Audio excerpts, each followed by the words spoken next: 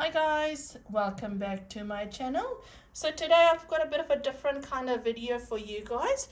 We've got some friends that's messaged us to say that they will be coming over for lunch. So it is a very quick lunch. This has taken me less than 2 hours to make.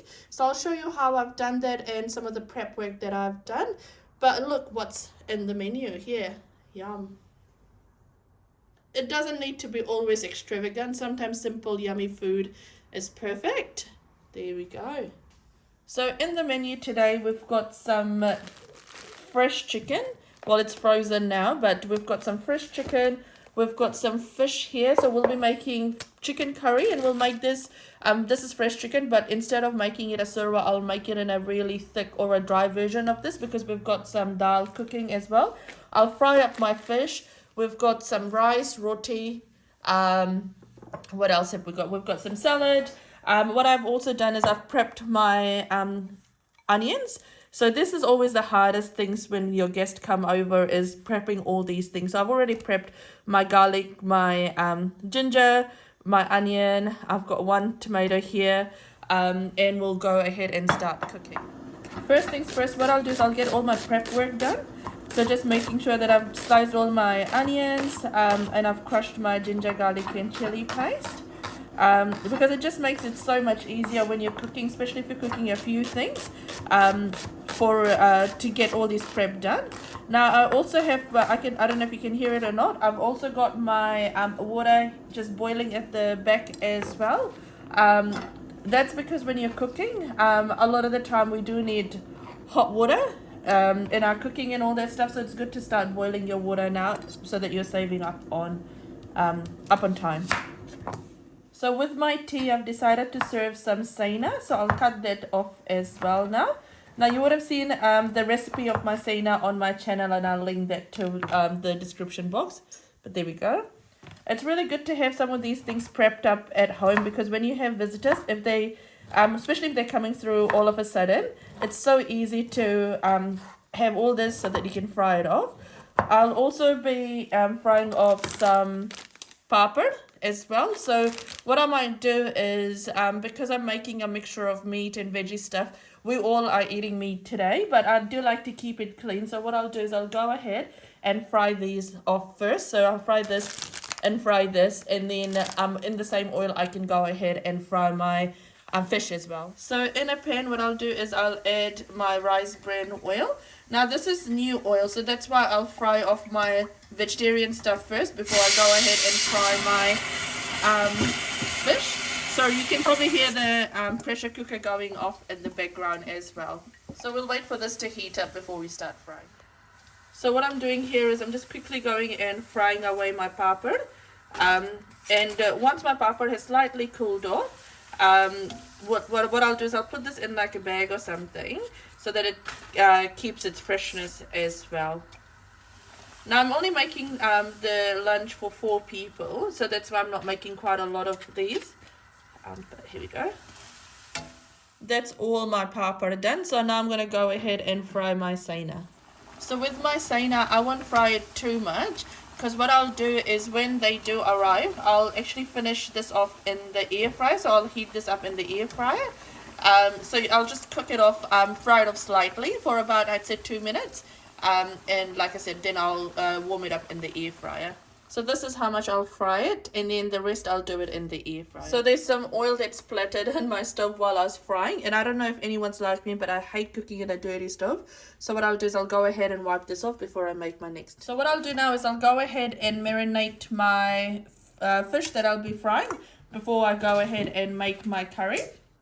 So to this, I've already shared a recipe for how I fry my fish, so you can go through and look at the full details on my fry fish recipe video. So I've added hardi. I've added about 1.5 teaspoons of hardi there. Sorry, excuse my hand. And I'll add about, I'd say, a teaspoon of masala. There we go. Now, normally I do put through like garlic powder and a lot of the dry spices, but what I want to do today is, because this was frozen, so I do want to bring in some freshness. So I'll add in my ginger, garlic and chili paste. I do want that to coat really nicely, so what I'll do is I'll add in 1 teaspoon of flour to this as well. Now I want it to be nice and crunchy as well. So for that, you can either add rice flour or you could add corn flour as well. So I'll add 1 teaspoon of corn flour to this as well. We'll then go ahead and add ginger, garlic and chili paste. So I'll go ahead and add all that in there. So that's there, and I'll add in salt according to taste. So that's about a teaspoon of salt that I'll add in there. Now in our house we do like to eat just a little bit of salt. So you for this I'd probably recommend about I'd say 1.5 teaspoons of salt to this. What I'll also do is I'll add some. You can add tamarind pulp to this if you want to, but I'll just add a bit of lemon juice to this. So there we go. We'll add that, and we'll give this all actually I see some coriander. So this is how I normally cook when I'm not shooting.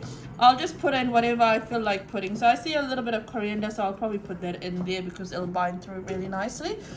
You can chop up curry leaf and put that in here as well. You can add jeera to this. You can add whatever you want to. But that's what it's looking like, so I'll go ahead and mix this. So just make sure you go in there with your hands and you coat everything nicely. So you take this and mix it through really well. You just need to be a bit careful as well because there is bones in here, so that can hurt your hand. But just take your time and just make sure you marinate your fish really nicely. There we go. That's mixed through really nicely. Now the whole idea of Fiji style cooking, or just any cooking, is if you're looking at this and you're like, oh, it probably needs a bit more masala, or if it needs a bit more hardi, just go ahead and add that in there as well. So don't be afraid of flavoring. The only thing you probably need to be afraid of is adding too much salt or adding too much spicy like chili in there. But there we go. That's nicely done. So I'll just put this aside. I'll go choco my chicken, and then I'll go ahead and fry this. So I'm making my chicken curry now. This is fresh chicken curry. The full recipe is actually on my YouTube page. So the hardest thing about this recipe is actually making the masala. So what we'll do is we'll go ahead and add our chicken. So I'll get my husband to add this in now. So that's all added in. Now all you want to do is just give this all a really good mix. Put this in low heat, put this on the other stove, and let this cook.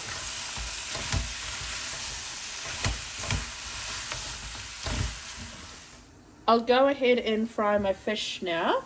And just over here, we've got our chicken cooking away really nicely. Look how yum that's looking.